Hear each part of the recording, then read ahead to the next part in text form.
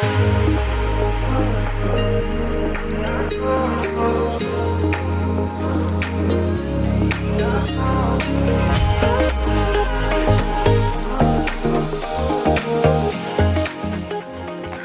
Everyone, मेरे आप लोगों के साथ इस टाइम हम पहुंचे हैं सिरसा के दास सिरसा स्कूल में। और आप सभी जानते हैं कि दास सिरसा स्कूल की दो बिल्डिंग्स हैं और जिसमें एक प्रिंसिपल का जो रोल प्ले कर रहे हैं मिसिस मनीषा गुदारा जी।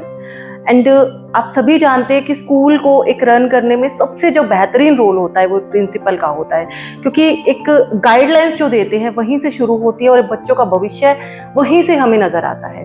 तो सिरसा स्कूल के प्रिंसिपल के साथ आज हम जुड़े हैं, उनसे बातचीत करते हैं। फर्स्ट ऑफ ऑल तो हम जानते हैं मैम के खुद के बारे में। Hello ma'am. हेलो। सबसे पहले तो मैं हेलो सिरसा की टीम का अपने स्कूल में वेलकम करती हूँ। बहुत अच्छा लगा आप लोग आए और आप हमारे अपने चैनल के माध्यम से हमारी बात ऑडियंस तक पहुँचाना चाहते हैं। मैम अपने बारे में बताइए। मेरा 18 साल से मैं एजुकेशन की फील्ड में इंटरेस्टेड हूँ। आप कह लीजिए मैं जुड़ी हुई हूँ 18 साल से। मैंने शुरुआत की थी ओडा में माता हर की देवी स्कूल से एज अ फाउंडर प्रिंसिपल, और फिर मैं राजेंद्र स्कूल और द सिरसा स्कूल को भी मैंने मैनेज किया। तीनों स्कूल्स को मैंने इकट्ठा मैनेज किया है। उसके बाद पिछले 10 साल से 2013 से मैं कनाडा में थी और मैं कनाडा में भी एक कॉलेज में करंटली काम कर रही हूँ। इन सभी रोल्स में मेरा role as an administrator, as an academic administrator मेरा रोल रहा है। अब इसमें आप लगा लीजिए कि स्कूल्स के साथ और सीबीएसई स्कूल्स के साथ मेरा करीब 12-13 साल का एक्सपीरियंस है। मैम द सिरसा स्कूल की बात करें तो द सिरसा स्कूल बहुत चर्चा में है, क्योंकि फर्स्ट ऑफ ऑल तो ये हमारे शहर के नाम पे है। तो द सिरसा स्कूल की मतलब एडवांस क्या क्या चीज़ें हैं बच्चों के लिए? सबसे पहले तो मैं ये इसी बात का उठाऊंगी, आपने बोला कि नाम ही शहर के नाम से है। तो जब ये सिरसा स्कूल बनाया गया था 2004 में, तो इस एरिया में एजुकेशन का बहुत ज़्यादा रुझान नहीं था।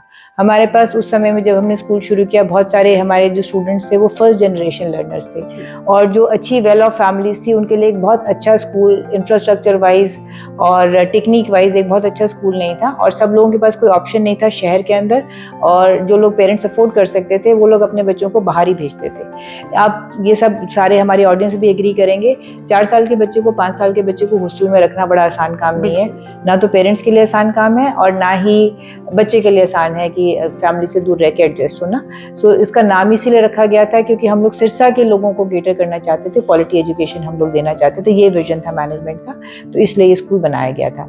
इंफ्रास्ट्रक्चर वाइज मुझे नहीं लगता आज भी कोई स्कूल है जो इसको मैच कर सकता है। और जो इंफ्रास्ट्रक्चर जो बनाया गया है, it is not just a massive infrastructure, it's a very well thought of infrastructure, कि किस तरह से हमने सेक्शंस बनाए हैं, किस तरह से हमने ब्लॉक्स बनाए हैं, और जो facilities we have a dedicated, whether it is a dance room और अ म्यूजिक रूम और लैंग्वेज लैब और कंप्यूटर लैब और साइंस लैब्स, सो वो बहुत ही वेल प्लान्ड और बहुत सोचे समझे तरीके से बनाई गई हैं।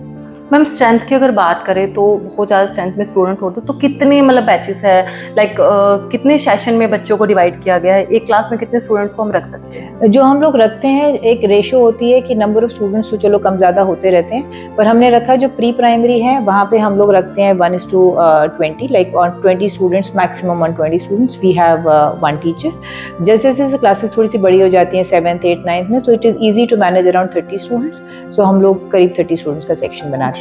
पर अगर हमारे पास कोई ऐसे राउंड फिगर नहीं होती तो we even come down to 25, but we plan not to go beyond 30। जी मैम, अक्सर हम देखते हैं कि बच्चों के लिए प्रिंसिपल है, टीचर्स है, बहुत सारे रोल प्ले करते हैं, लेकिन बच्चों के साथ साथ पेरेंट्स के लिए भी यहाँ पे हमने देखे बहुत सारे काउंसलिंग प्रोग्राम्स किए गए, बहुत सारे ऐसे अवेयर्स प्रोग्राम किए गए जो कि शायद हम लोग आपस में भी डिस्कस करते टाइम 100 बार ही सोचते हैं। तो इन सब चीज़ों के बारे में मैम प्लान कहाँ से आता है, क्या सोच करके आप ये प्लान करते हो? देखो, हम लोग एज एन एजुकेशनिस्ट हमारा जो मैं हमेशा से बोलती रही, जब से मैं 2004-2006 से जब से मैं एजुकेशन इंडस्ट्री में और जब मैं सिरसा में आई हूँ, तो मैंने ये चीज़ महसूस की कि बच्चों को तो चलो हमें सिखाना है, पर बहुत सारे हमारे पेरेंट्स भी अवेयर नहीं होते कि what actually they should be doing। और आज तक भी अभी भी हम बोले, मैं उस 2004-20 साल बाद भी अगर मैं आज बोलूँ तो बहुत सारे पेरेंट्स उनको ये लगता है कि सिर्फ साइंस एक स्ट्रीम है या सिर्फ डॉक्टर या इंजीनियर बनना एक स्ट्रीम है। वो एक मैं कहूँगी कि लैक ऑफ अवेयरनेस है। मैं ये नहीं कहूँगी कि वो उनको करना नहीं चाहते बच्चों को और ऑप्शंस नहीं देना चाहते, बट मुझे लगता है कि उनको वो अवेयर ही नहीं है कि क्या क्या ऑप्शंस हैं। सो हम लोग स्कूल के माध्यम से ये उनको बताना चाहते हैं कि आप ह्यूमैनिटीज़ फील्ड लो, तभी भी आप बहुत अच्छा कर सकते हो। आप डीसी बन सकते हो, आप लेक्चरर बन सकते हो, आप फोटोग्राफर बन सकते हो, आप म्यूजिशियन बन सकते हो, and why not give them an opportunity. हम लोग इस शहर में हमारे पास ये सब फैसिलिटीज़ हैं और ये हम देना चाहते हैं, और हम पेरेंट्स को ये बताना चाहते हैं कि बच्चे का जो पैशन है, अगर उस पैशन को फॉलो करेगा तो डेफिनेटली एक्सेल करेगा। हम आज हो सकता है अब अगर किसी एस्टैब्लिश्ड आर्टिस्ट की बात करें, हम लोग AR Rahman, I do not know, excuse me for that, कि मुझे नहीं मालूम उसको कौन सी डिग्रीज है, राइट, बट उसको हम उसकी डिग्रीज से नहीं जानते, पर उनकी जो क्वालिटी है उसके हम जानते हैं। तो अगर आपके पास पैशन है तो बच्चा हर फील्ड में एक्सेल कर सकता है, चाहे वो मॉनेटरी एक्सेल अगर आप देखें, चाहे करियर वाइज देखें, चाहे जॉब सेटिस्फैक्शन की तरफ से देखें, बच्चा किसी भी फील्ड में एक्सेल कर सकता है। कितने एग्जाम्पल्स हमारे ही एरिया में हैं, जो लोग इंजीनियर्स हैं आके वापस खेती कर रहे हैं। मेरा खुद की फैमिली का एग्जाम्पल है, हमारे खुद फैमिली के ऑर्चर्ड्स हैं। My husband is a university topper, और उन्होंने वो बाय एजुकेशन उन्होंने लॉ पढ़ा हुआ है, पर हम लोग फार्म संभाल रहे हैं। पर जैसे मेरे हस्बैंड जैसे फार्म संभाल रहे हैं, एक पढ़ा लिखा आदमी जैसे संभाल रहा है, एक आम किसान से डिफरेंट होगा। तो हम लोग कहते हैं पढ़ाई लिखाई सारी बेसिक करो, बट अपने पैशन को फॉलो करो, और जो भी चीज़ आप करोगे वो एक्सेल करेंगे। तो ये एक्सेप्टेंस पेरेंट्स में भी लानी ज़रूरी है। कहीं पेरेंट्स अपने बच्चों को कंपेयर करने लग जाते हैं, उसका बच्चा इंजीनियर बन गया, उसका डॉक्टर बन गया, तो मेरा बच्चा क्यों नहीं कर रहा, या मैं इसको इंजीनियर ही बनाऊंगा या डॉक्टर बनाऊंगा। तो हम लोग चाहते हैं कि उस थोड़ी सी धारणा से अलग हों और सोचें, बच्चे को परस्यू करने दें प्रोफेशनली, उनको जो भी बच्चे का शौक है उसको प्रोफेशनल ट्रेनिंग दिलाएं, and I am sure they will do well for themselves. बहुत अच्छे मैम। मैम बहुत कुछ आपने बताया मुझे, लेकिन इसके साथ साथ मैं ये भी जानना चाहती हूँ कि बच्चों को जो स्टडी करवाने का तरीका है वो किस तरह का है, लाइक किस तरह की फैकल्टीज और क्या क्या वर्किंग करते हैं? जैसे CBSE की जो रिक्वायरमेंट्स होती हैं, एक बेसिक एकेडमिक क्वालिफिकेशंस की रिक्वायरमेंट्स होती हैं, वो तो खैर ऑब्वियसली हम लोग फुलफिल करते ही हैं, बट उसके अलावा जो हम लोग अपने क्लासेस में इंट्रोड्यूस करना चाहते हैं कि हम जो लोग पढ़ा रहे हैं सिर्फ उसकी एक रोट लर्निंग ना हो, सिर्फ ये ना हो कि हमने क्वेश्चन कर दिया और एग्जाम के लिए हमने उसको पढ़ लिया। हम लोग चाहते हैं उसकी अंडरस्टैंडिंग हो।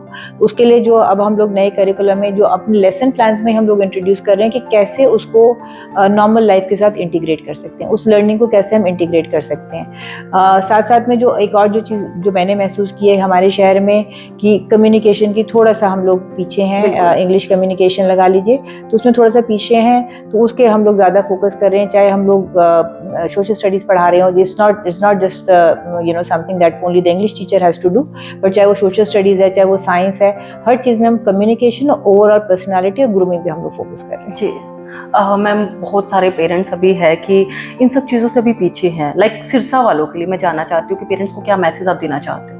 मैं सिर्फ ये मैसेज देना चाहती हूँ कि आप आइए, हमसे मिलिए।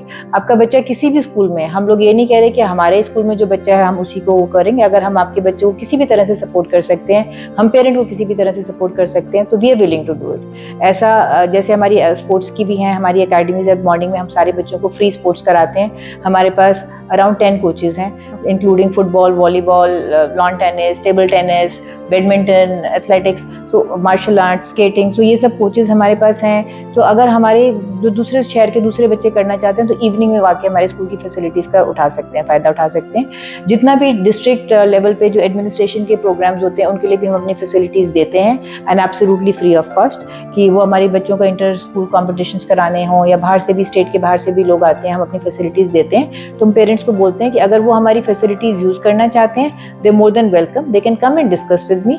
कोई चीज़ हम लोग कर सकते हैं तो डेफिनेटली करेंगे। अगर हम उनको रीच आउट कर सकते हैं किसी जगह, तो कहें कि जी आप हमारे पास आके कुछ हमें सिखाइए, so we are willing to make a plan and to reach out to them, we can do that. जी सो फ्रेंड्स, किस तरह से एक सुलझी हुई सोच के साथ हमने स्कूल के डायरेक्टर से बातचीत की, तो क्या लगता है कि हमारे बच्चों को कहाँ होना चाहिए? तो अभी भी टाइम बाकी है, देर मत कीजिए, विजिट कीजिए द सिरसा स्कूल में और अपने बच्चों का भविष्य यहीं से देख सकते हैं आप।